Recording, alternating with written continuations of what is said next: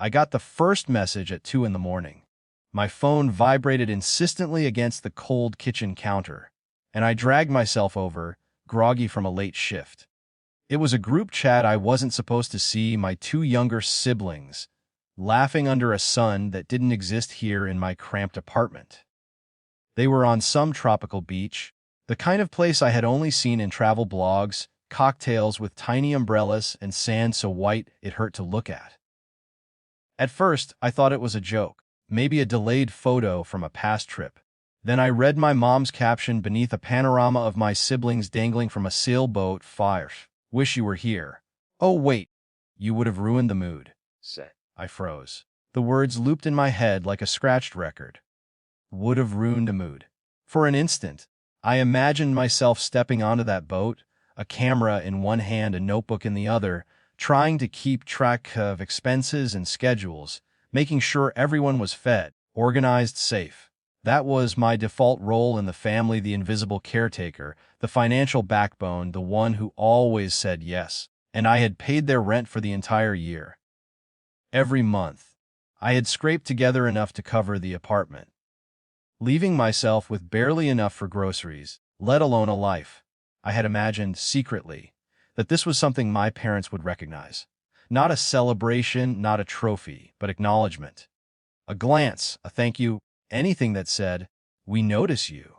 But instead, they had slipped away behind my back, taken my siblings to luxury resorts and private dinners, while I remained here, counting bills like some low-level functionary.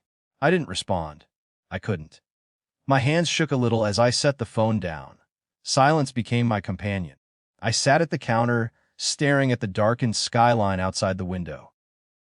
I remembered all the times I had been overlooked, the extra shifts I'd worked so they could have a new couch, the birthday parties I'd skipped, the minor emergencies I had quietly resolved.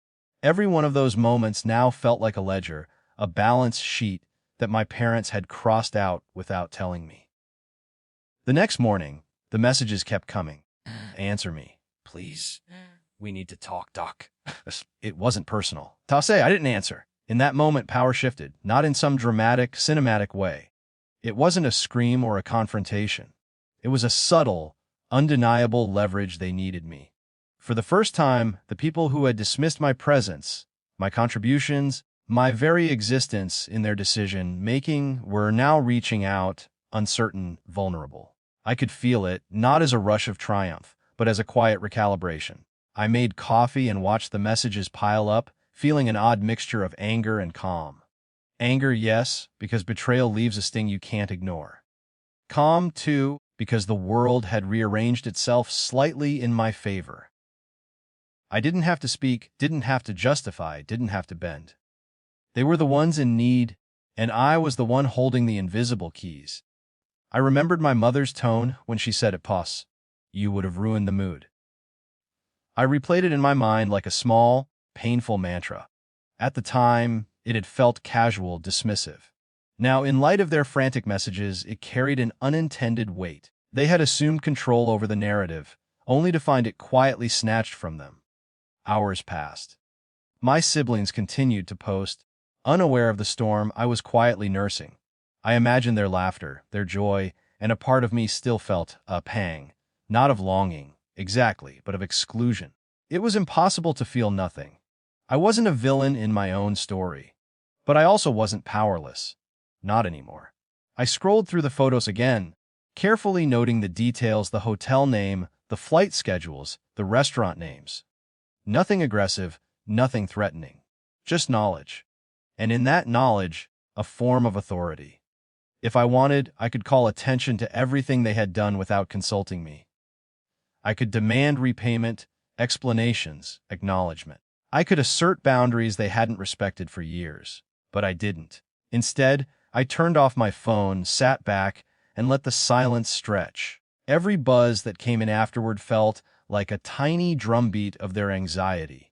They had stepped out, assuming I would remain the compliant background of their lives, and they had been wrong. The shift was subtle, almost imperceptible to anyone else, but to me it was unmistakable.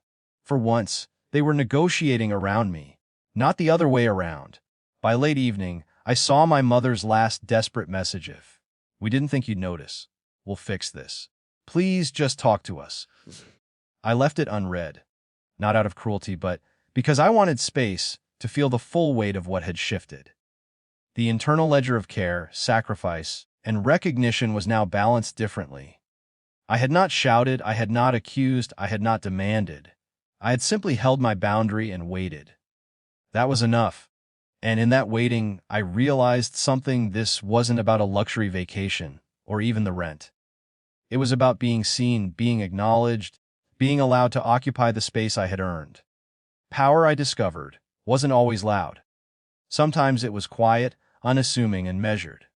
Sometimes it came from restraint, from choosing when and when not to engage. I brewed another cup of coffee and sat by the window, looking out at the city lights. My siblings' photos scrolled through my mind like a slideshow. I felt a flicker of the old guilt, a familiar of wanting to repair, to participate, to be included. But it was tempered now, filtered through the awareness that my presence could no longer be taken for granted. I didn't text back that night. I didn't need to. The messages would continue, and they would have to reckon with them in their own time. And for the first time in a long while, I felt a quiet, uncelebrated victory. It wasn't loud. It wasn't dramatic. There were no fireworks, no triumphal speeches. Just me sitting in my apartment, aware of my value, aware of the subtle shift in the world around me, aware that I had finally drawn a line that even my parents could not cross without consequence. The phone buzzed again. I didn't pick it up. I watched the clock, the lights, the night stretching endlessly. And I realized power isn't always about confrontation. Sometimes it's about silence, timing, and letting the world adjust to the truth you've quietly claimed.